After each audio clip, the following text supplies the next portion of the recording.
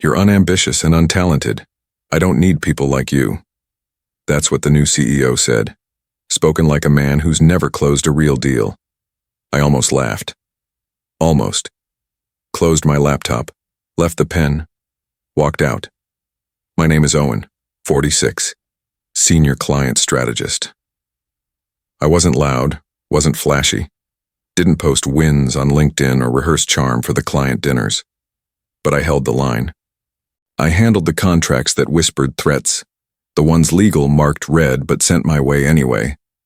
Zurich, Osaka, Toronto. Names that paid the lights and the bonuses. I knew when to escalate, when to absorb, when to rewrite the offer without making it look rewritten. One of our longest-standing accounts almost walked last quarter. Legal thought the deal was dead. I stayed after hours, redrafted the risk clause by hand, and sent it back quietly through the old rep. The client signed the next day. Nobody asked how. Unambitious, I didn't chase promotions. I chased retention. Didn't want to be on the cover of the quarterly update. Just remembered when real decisions happened. I didn't like titles. I liked leverage. I was never the loudest in the room, but most of the time I was the reason the room existed. My office had no window, just an old filing cabinet and a fan that buzzed in winter. That was fine. I don't like distractions. I memorized renewal dates like birthdays. I knew when clients' daughters graduated and when their board members retired. He called me unambitious because I didn't smile in meetings, because I said no when they asked me to be part of the new talent video. Untalented? He couldn't spot talent unless it had a pitch deck. I exited through the side door. No speech, no box of things.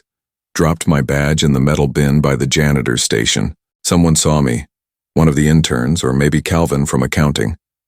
He hesitated like he didn't know whether to say goodbye or ask what happened.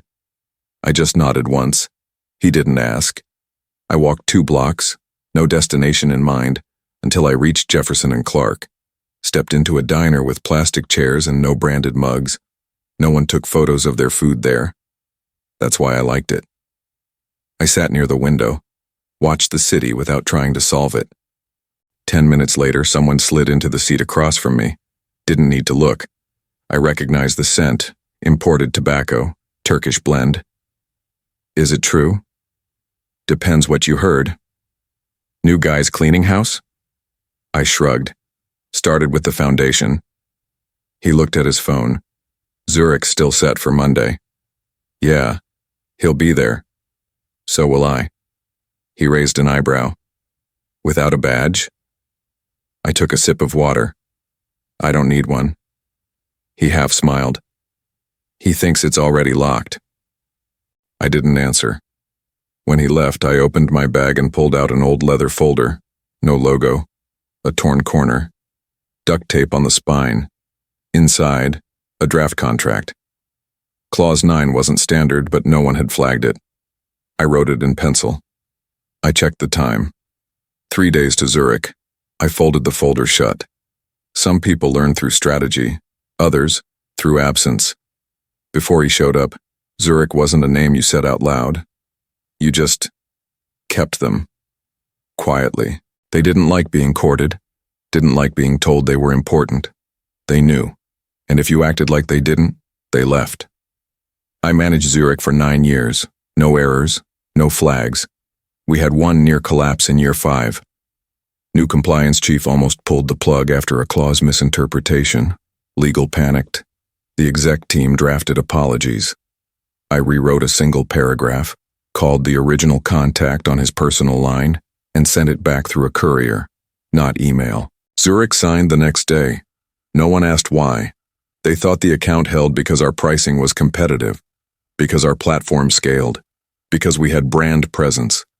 They didn't know it held because I remembered their COO's anniversary, because I never sent an agenda, because I never made them feel like a client. They were old school, high stakes, the kind who trusted tone over logos. Then came Adam, 32, Harvard MBA, launched a mid-tier crypto platform in 2021, sold it in 2022, wrote a book in 2023. Now in 2025, he was our CEO. He liked glass walls, slogans, and being called visionary. He gave a town hall on his second day, called the company Legacy Challenged. He smiled when he fired people, said he was freeing them, said it in public. He replaced senior account managers with brand liaisons, outsourced 2 whole departments before lunch one Friday, and when Zurich came up in a Monday meeting, he waved it off. "They're a lock," he said. "We're upselling them in Q3. I said nothing. There was no Q3 with Zurich unless you handled Q1 like a chess match. He assigned a woman named Tessa as Zurich's new point of contact. She wore confidence like cologne and read scripts like poetry, but she sent them a PDF deck with emojis on page 2. Zurich didn't respond. Not with questions, not with concerns, just silence. I told Adam. He didn't care. "Deadweight always complains before it sinks," he said. "They'll come around." I started getting calls, not from Zurich's front office, from their back channels. One was Lars, their VP of strategy, nearly retired, old friend. "She's pushing too hard," he said. She talked timelines before shaking hands. Then he lowered his voice. "You still there, Owen?" I paused. "For now." That was all I said. He understood. A week later, Adam scheduled an executive showcase. Zurich was flying in. He wanted to close in the open, make it a PR moment. "We'll show them what next gen looks like," he said. "Zurich needs to be modernized, just like us." He didn't know that Zurich had already requested a document review directly through me. They didn't trust what they were seeing from his team. He didn't know that Clause 9, buried in the draft, wasn't boilerplate. I wrote it in pencil 6 months ago, anticipating this. It wasn't sabotage. It was a filter. If Zurich didn't flag it, they weren't serious. If they did, they'd know I still had the pen. The Friday before the showcase, I got a message. No subject line, no body, just a name attached. Lars. I opened my folder. Clause 9 stared back at me. He'd flagged it. The new CEO wanted a stage, but Zurich still wanted a bridge. And I was the only one left who knew how to walk it. The Zurich team didn't send a follow-up. They sent a warning. 2 lines, 10 words. Clause 9 appears to be missing. Kindly clarify. The message landed in the CEO's inbox by 8:07 a.m. Legal saw it by 8:14. By 8:23, the board's liaison had already been looped in. The clause was gone, and nobody knew why, except me. Clause 9 wasn't decoration. It was a needle threaded over months of side conversations and risk positioning. It neutralized a potential liability that Zurich's legal flagged years ago, but only trusted me to handle, because I didn't explain my strategy. I delivered peace of mind. And now that clause was missing. Or rather, it had been rewritten by someone who didn't understand why it was there. The rewrite sounded cleaner. It also exposed them to $17 million in counterparty penalties if things went sideways. It wasn't a mistake. It was ego. Someone tried to impress Zurich by tightening the language. But Zurich doesn't care about elegance. They care about insulation. They want to sleep at night. And without Clause 9, they wouldn't. I wasn't in the building when the panic started. Didn't need to be. I had 3 texts before I even opened my eyes. One was from Calvin in accounting. Thought you should see this. It included a screenshot of a forwarded thread. My name was mentioned 4 times in 6 lines. Another text was from Zurich's senior liaison, just a time and an address. The third was from someone I didn't expect, the CEO's assistant. Short. They want you back. I took a deep breath, closed the phone, and opened the folder again. Clause 9 was still there. My original version, annotated, time-stamped, handwritten initials. They could scrub the servers all they wanted, but the real copy never left my hands. That afternoon, I stepped into a building I hadn't visited in years, Zurich's secondary headquarters. Not the polished one they show on tours. The real one. The one with the risk officers who don't do small talk.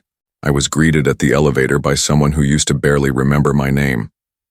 "Owen," he said, shaking my hand like we hadn't lost 3 years of contact. "They said you might have perspective." Inside, the room was quiet. Deliberate. Zurich's execs don't pace, they measure. The liaison slid a document across the table. My clause. Restored. You willing to walk us through this? I nodded. Once. They didn't ask what happened at my company. They just asked when I could travel. I left without asking who else they'd called. I already knew.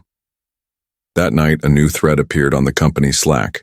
Someone from legal panicking about indemnity exposure.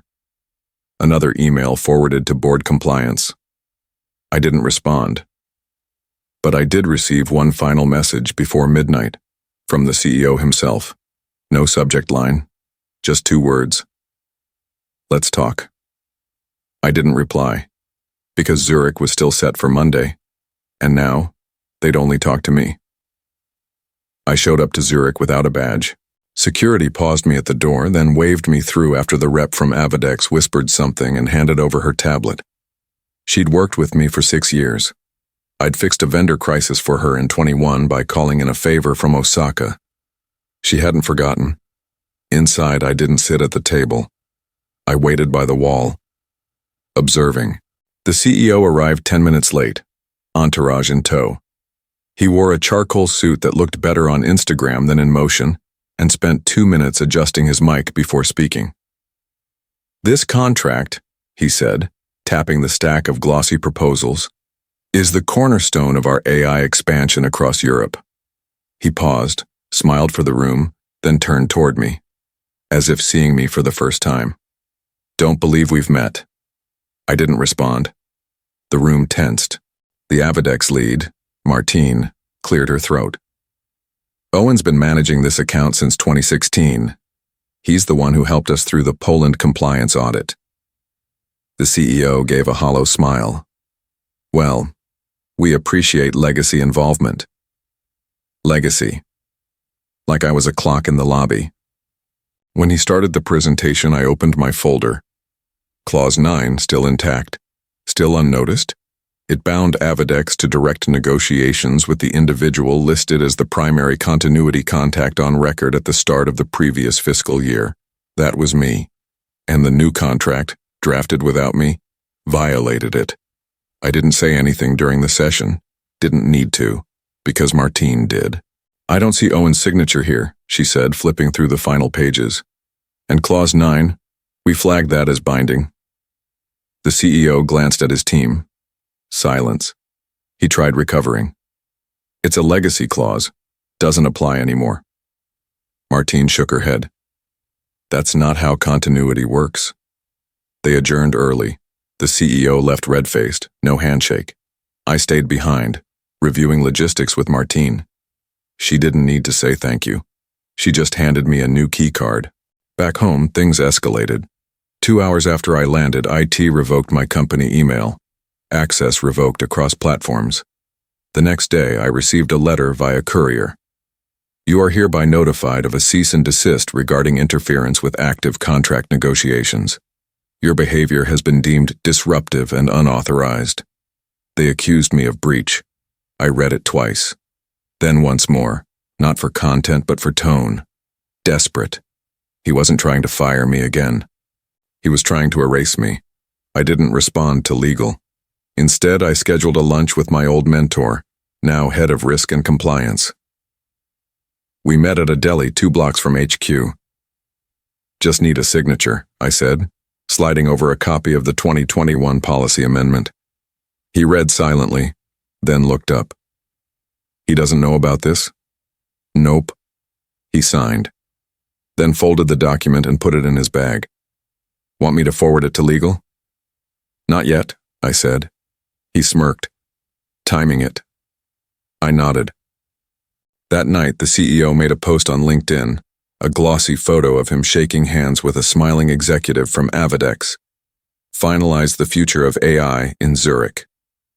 Except, the contract wasn't signed, Clause 9 still held, and the real signatory hadn't even been invited to the last dinner. He thought the room had shifted in his favor. He hadn't noticed the floor disappearing. Monday arrived. Zurich was glowing, not metaphorically. They had actual floor lights inlaid under the new glass panels. I wasn't on the official list. That was part of the charm.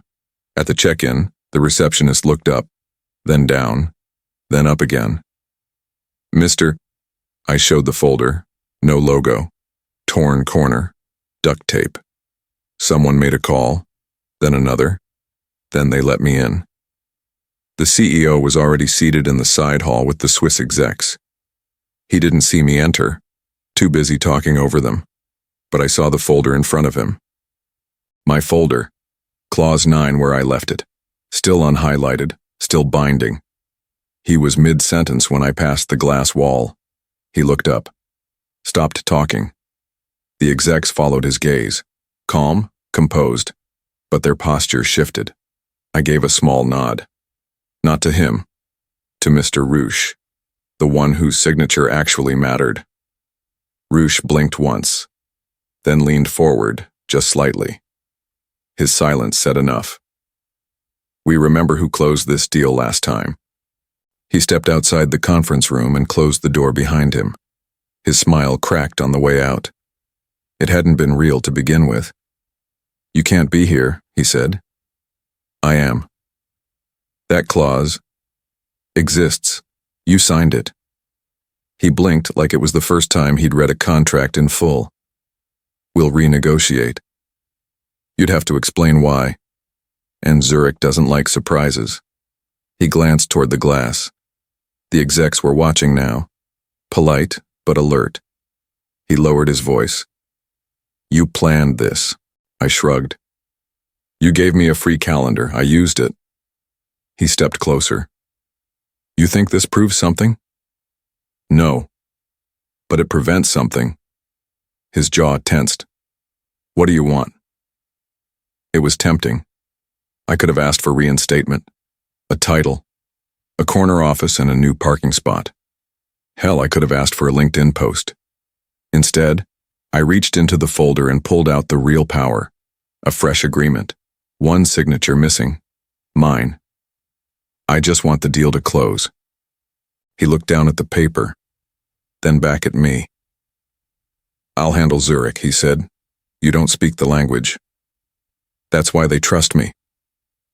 Silence settled in like fog, heavy, deliberate. He hated fog, hated anything he couldn't control. I won't put your name on it, he tried. You don't have to. You're not getting credit? Good. Credit makes people expendable. He scoffed, almost convincingly, but his fingers twitched when he reached for the folder.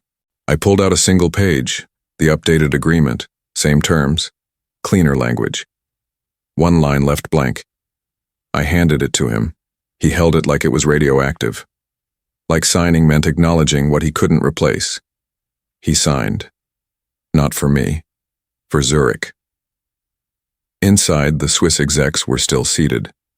I nodded again at Roosh. He nodded back. Deeper this time. The CEO returned to the table. I didn't stay for the handshakes. Didn't want the photo. Didn't need the LinkedIn post. Outside, the wind had picked up. Sharp, dry, clean. Zurich kind of wind. I paused at the corner. Watched a tram pass. No one inside looked up. Across the street, a man sat alone on a bench. Briefcase by his feet, coat unbuttoned. He looked calm. Not happy. Just still. I watched him for a while. Then I walked. Some people fight for recognition. I make sure I'm the reason deals get signed. Zurich closed. Quietly. No press. No confetti. The company announced the win like it had always been inevitable. A single line in a quarterly memo, buried between two budget forecasts. The CEO gave a video interview 2 days later. Said the negotiation was a team effort. Didn't name names, but his collar was uneven and he didn't blink much. People congratulated him in the hallway. Some even believed it. I didn't respond to the texts. Didn't check LinkedIn. I was on a train headed south, past vineyards in silence. The folder? I left it on the table in Zurich, still open. Let someone else archive it. 2 weeks later, I heard the board gave him a bonus. Said he'd salvaged the deal under pressure. Funny word, salvaged. Makes you wonder what was sinking. I'd been gone a week when Calvin from accounting called. Said he just wanted to catch up. Took him 3 minutes to ask if I still had a copy of the clause. I didn't answer. Just said, "You'll manage." HR sent me a feedback form the next day. I marked every question as not applicable and deleted the email. The CEO's name started appearing in press releases, industry panels, strategy podcasts, always visionary, always decisive, never lucky. He tried to recruit a new strategist for international accounts. They declined. Zurich wasn't the only file I kept. 3 weeks in, I received a message, no subject line, just the company letterhead, and below it, in plain text, "Zurich has requested continuity." That's all it said. I didn't reply. I'd already replied, in pencil, 3 months ago. Some nights I still wake early. Not from worry, from habit. I reach for the legal pad out of instinct, red pen beside it. A checklist in my mind. Renewal dates, tariff changes, who's due for a quiet dinner invite.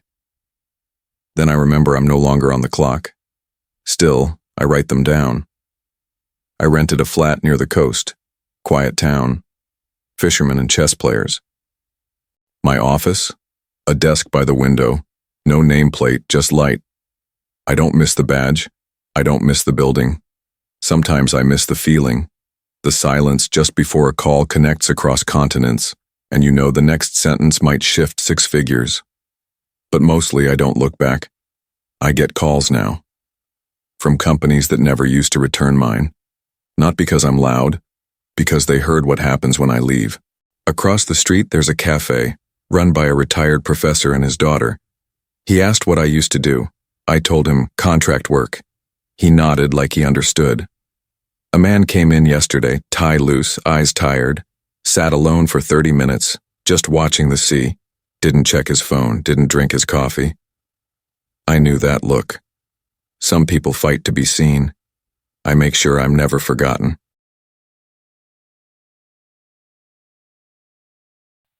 The gentleman's revenge isn't loud, but it's always personal. If this felt personal, make it personal. Subscribe now, and don't miss tomorrow's story.